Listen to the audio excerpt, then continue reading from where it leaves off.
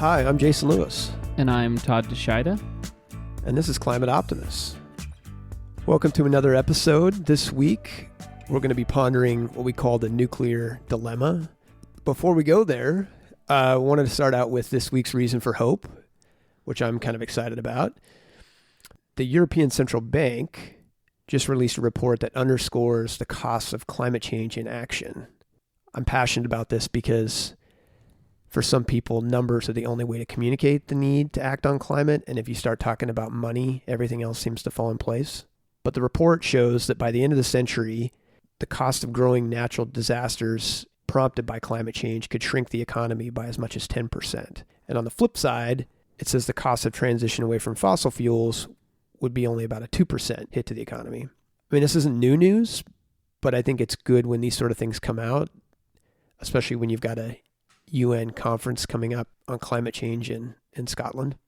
And I think there's policymakers out there that could still use a little bit of a kick in the ass. We have a few of those here in the US. No. I know. Shocker. You'd think everybody'd be lined up and ready to go by now, but no, there's still some holdouts. Who are they? I want names.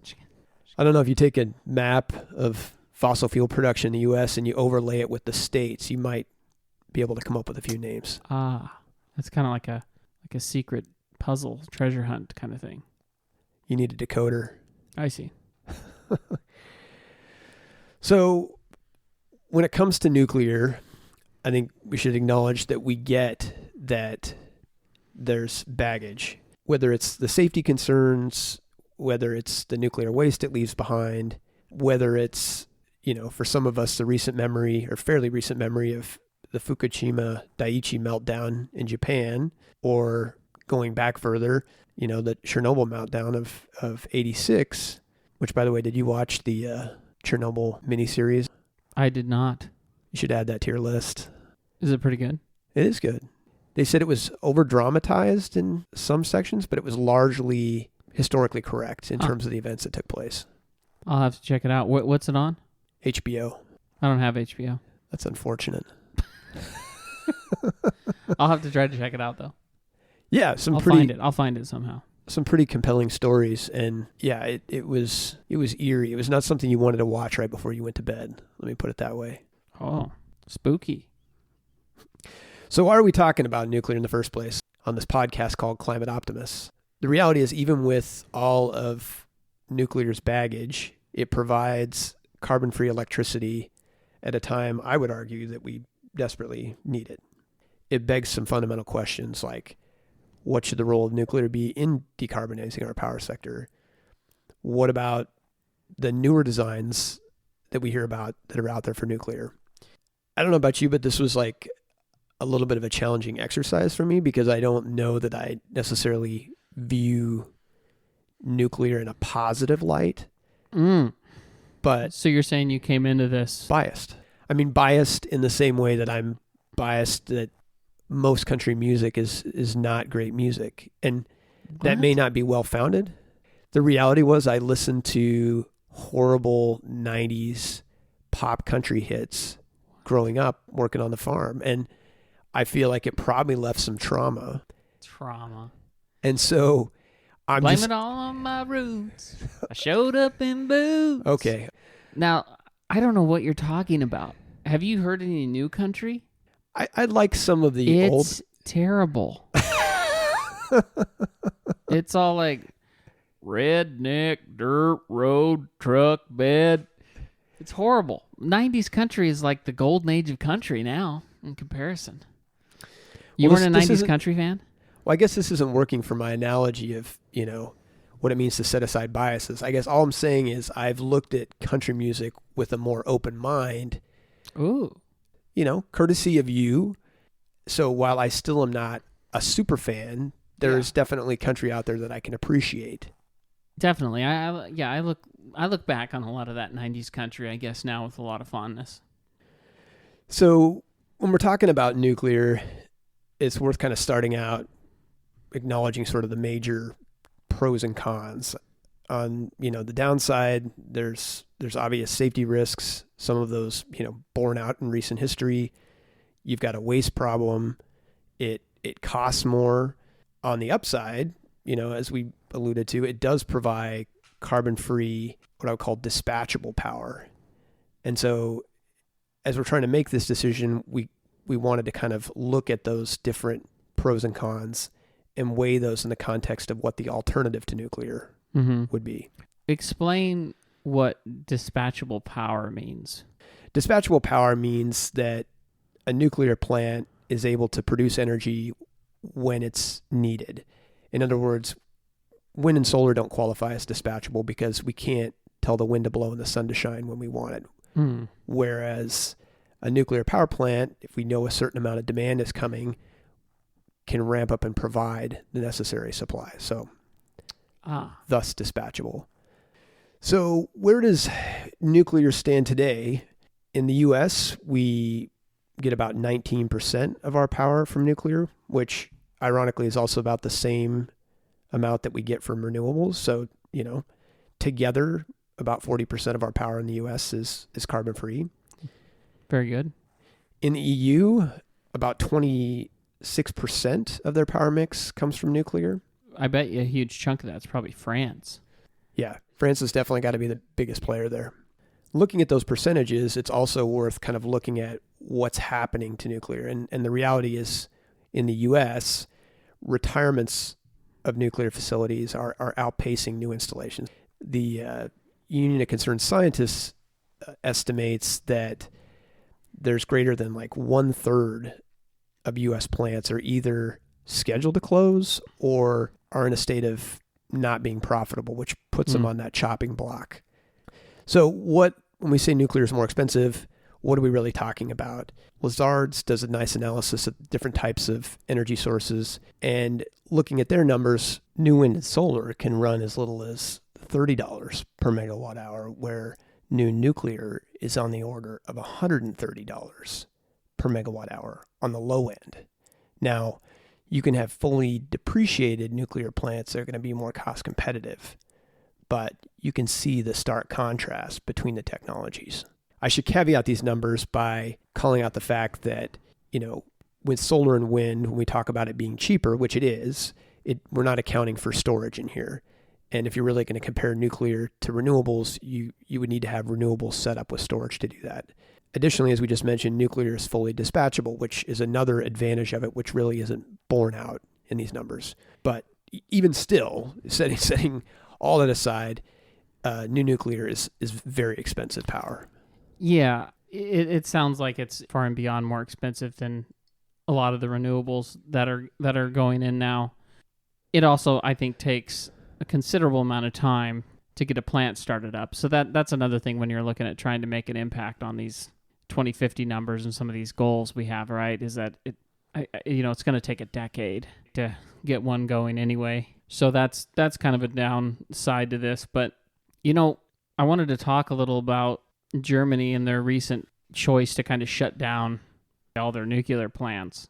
I think it was after the Fukushima disaster, which you already talked about, that Germany decided, and this was probably, in my opinion, I think now based on, political fear, right? So they made a plan basically to shut all their nuclear down by 2022. Wow. Which oddly, they're going to exit hard coal by 2033 and exit brown coal by 2038. To me, it doesn't make any sense if you have plants that are already running. So like these are already built. They've already been paid for. Any of the carbon that it took to get these plants going is already there. And rather than make a decision to keep those running and shut down coal, I think right now nuclear is like 12%. But if you're going to shut down another 12%, why wouldn't you keep that 12% and shut down 12% of coal? Right. Like I think they've said they replaced a lot of it with renewables. But why wouldn't you pull the plug on the coal first? Yeah, you would be 12% above where you were on carbon-free energy. And so I just kind of wonder if that was a mistake there. It's also not been, it's cost them money too. They've estimated it's costing them annually $12 billion to do this, and 70% of that is from increased mortality risk from air pollution.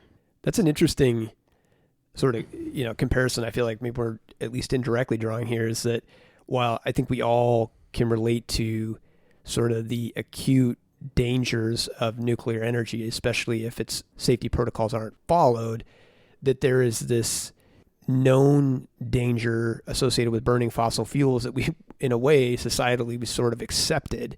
You know, there are millions of people that die every year prematurely from poor air quality. And that's something that we can measure and we know is going to happen. So I don't know, in a way, it just kind of feels ironic to me that, and I'm not trying to diminish the safety concerns surrounding nuclear, but it just seems interesting to me that we would have such a strong response, or, you know, like Germany, and I'm sure it had a chilling effect here too after Fukushima, and yet we don't view it in the same light. People aren't up in arms about the premature deaths occurring because of burning fossil fuels, right, in the same way that they're up in arms about maybe building a new nuclear plant. Yeah. That report I was talking about, it was 1,100 additional deaths per year. Wow. It estimated. I don't want to say that this is all fear-based, because there are definite risks that we've talked about, right? And there's waste, obviously, and that's a big problem. We'll talk about that later. But when you've got plants running, I mean, that damage has already been done. Right, or sunken costs. It just does not make sense to shut them down until you're not burning any fossil fuels. And you were talking about some of the plants in the U.S. not being profitable anymore, which a lot of that can be attributed to, you know, the fracking boom, right? And cheap gas. Yeah. They're just getting priced out, and they're threatening to shut down more of them, which some people think is a threat by those companies to get subsidy, right? Right. But maybe that's not a bad idea. A subsidy to keep these plants running.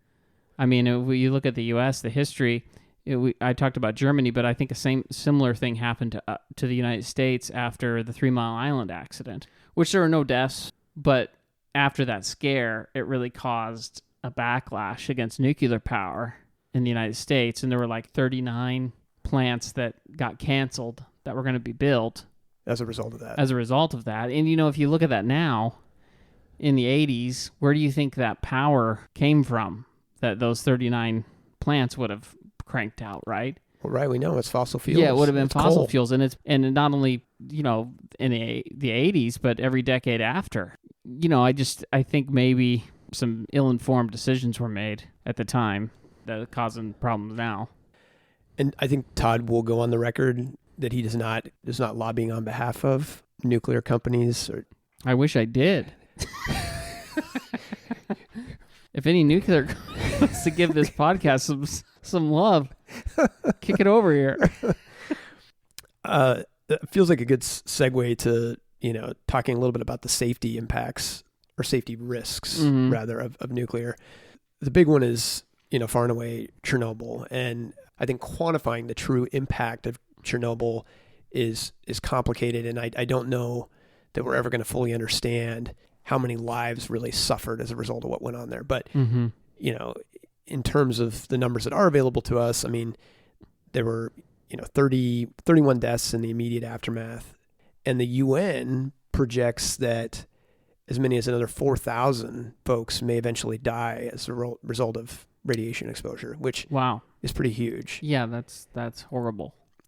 The BBC actually did a great piece back in 2019 where they looked at some of the new research that was being done on, you know, Chernobyl to try to understand the full impact. And some of that indicates that it could have been orders of magnitude higher. You know, just in the Ukraine, for example, they're still paying out benefits to about 36,000 women who are basically considered to be widows of men that were involved in the cleanup after the accident. Wow. So definitely worth checking out. We'll have a link to that article on our website. Yeah, that sounds terrible. It sounds like a lot of the response to it too was maybe ill-advised or just not done well. The cleanup. The cleanup. If that many people, I mean, you can't do that. That's terrible. Well, and cost of the cleanup too. When we talk about cost, if there's any of these disasters, the cost it's huge. Is pretty massive. So, you know, there's that to take into account. But, you know, with the exception of Chernobyl, when we talked about 3 Mile and some others, I hate to say this, but it hasn't been that bad, right? You know, I think a lot of people ironically look at Fukushima as evidence that maybe it wasn't as terrible as people thought an accident like that was going to be. Right. Obviously, we maybe learned a lesson about putting a nuclear plant in a tsunami zone.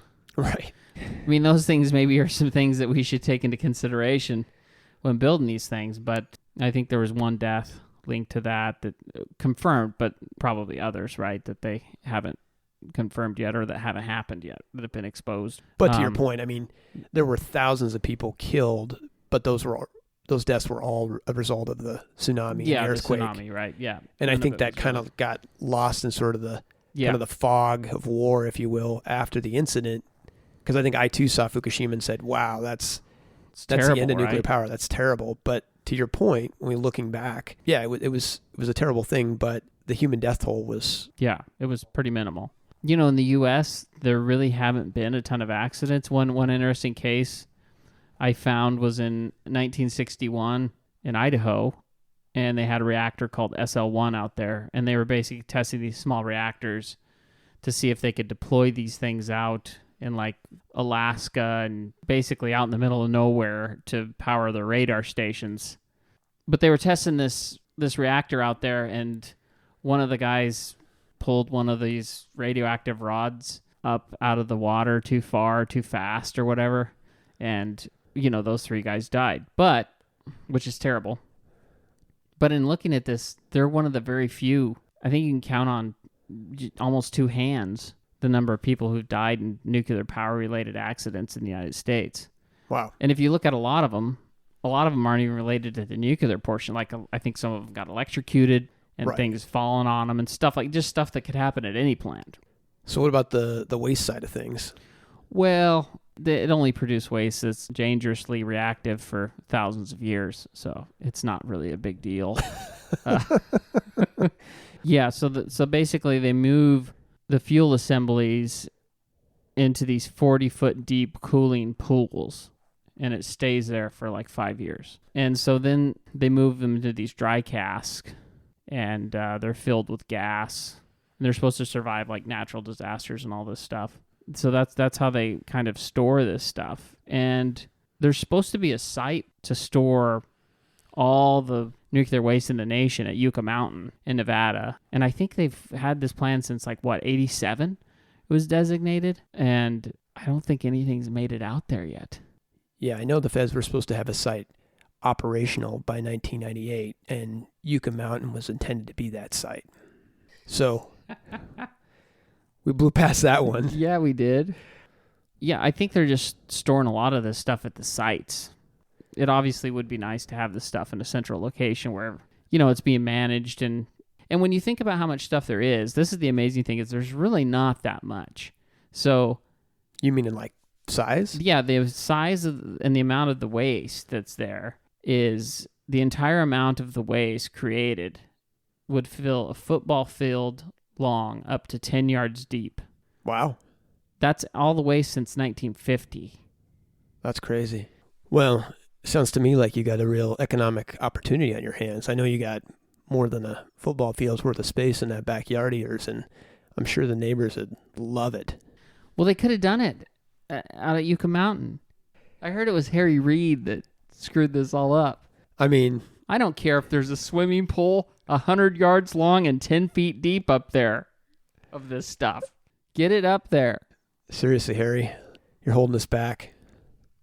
So when considering nuclear, we also need to look at what's been happening in terms of advancing technologies. And for context, the vast majority of the current U.S. fleet are what are called light water reactors. Now, I don't want to get ahead of myself and into details that I can't explain, but in essence, though, all those reactors are water cooled, and a lot of the focus on new technology has been around using other substances aside from water to cool the cores.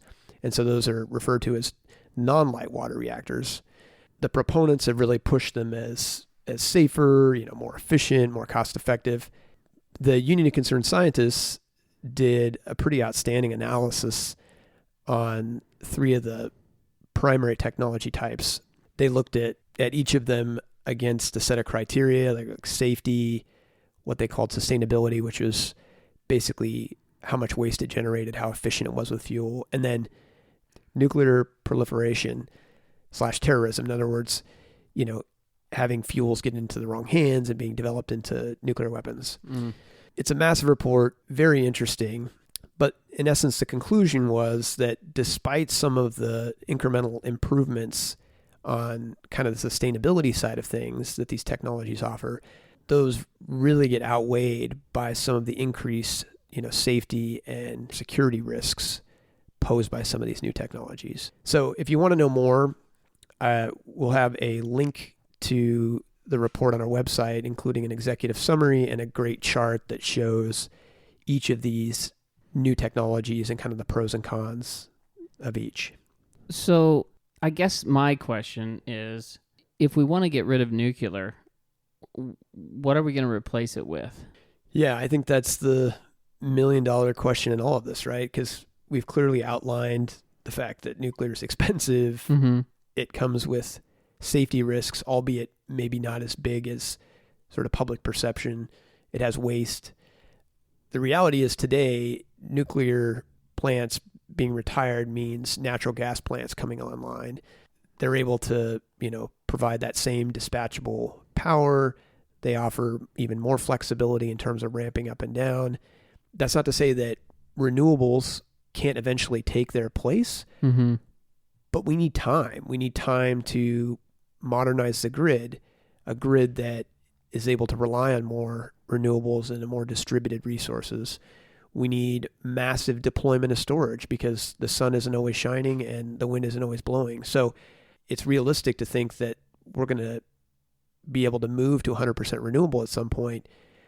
But if we have to pick between using an existing technology that's carbon free to make that transition or using a technology that emits greenhouse gases, it seems like a pretty easy calculus to me. Yeah. And there are other reputable environmental organizations that have concluded similarly, right? I mean, it's not just, don't just take our word for it as experts, right? The Union of Concerned Scientists and Environmental Defense Fund, both in what we read, advocate for an approach that leverages nuclear as a way to get us to a world of carbon-free electricity. Yeah, I think at this critical time, like we're at this point, it seems like there's this tipping point, that's going on right now with climate, and every little bit matters. It does. And if there's plants already running, it does not make sense to me to shut them down before their time has come. Right. Yeah. So, when looking at what sort of policies are out there to facilitate a transition to renewables, leveraging nuclear, there were, sort of three things that popped out in the research I did. One was recognizing the value of, nuclear as a carbon-free power. So while nuclear is more expensive than natural gas, that doesn't account for the value that it's providing in terms of clean energy. And so there are things like a clean electricity standard, a price on carbon, like a carbon tax, or, in some states, they're implementing things called, zero emission credit programs where electricity customers pay a surcharge for nuclear power, or nuclear is able to participate in a clean energy market that was previously restricted to just renewables. And that helps level that playing field a little more. So I think another common thread that we saw in the recommendations were tying subsidies for nuclear to meeting, certain safety provisions, increased security, and obviously shielding, ratepayers from further price hikes. And the third theme was we need to continue accelerating our transition to renewables by modernizing the grid, by subsidizing things like storage technology and investing in energy efficiency. So it's sort of account for the value of the carbon-free power nuclear provides and do all the other things that we need to do to get to 100% renewable. Definitely. So given those recommendations, as always, we got to ask, well, what can we do as individual citizens that are concerned about climate change? And first and foremost, I think, is call Harry Reid and tell him that we need to put the waste in Yucca Mountain. In reality, Harry Reid retired back in 2017, but he's credited with derailing Yucca Mountain even after studies showed it was a safe place to put nuclear waste, and we've spent billions in getting it ready. So thanks, Harry. I mean, I guess one of my recommendations about what to do, and this is maybe a cop-out, but you people are going to have to read something. No, it really is one of these things, though, that I feel maybe has gotten more of a bad rap than it deserves, but that's just my opinion. So I think what people could do is just look some of this stuff up, dig into this a little bit, and figure out where you stand on this thing. I think you're right. I think while, obviously one of our goals of this podcast is to help take in the information, try to do some synthesis and bring out what we think is most important, we recognize that this is a sensitive topic for a lot of folks. To Todd's point, it's good to go out and do some reading, and, we'll have links to all the resources we looked at on our website. Well, and also, if you disagree with any of this or you have other points, write us, comment. Let us know. Let us know. Come at me, bro. Aside from hitting the books on nuclear, the other thing we can do is call on Biden to support carbon pricing and incentives for renewables, EVs, etc., as part of this upcoming reconciliation bill. If you feel like this sounds like a broken record, that's probably because it is, because this is the third episode where I've said that we need to call on Biden to support carbon pricing and incentives. But I think it's important. I think it's important because this could legitimately be one of our last opportunities to take us in the right direction on climate change.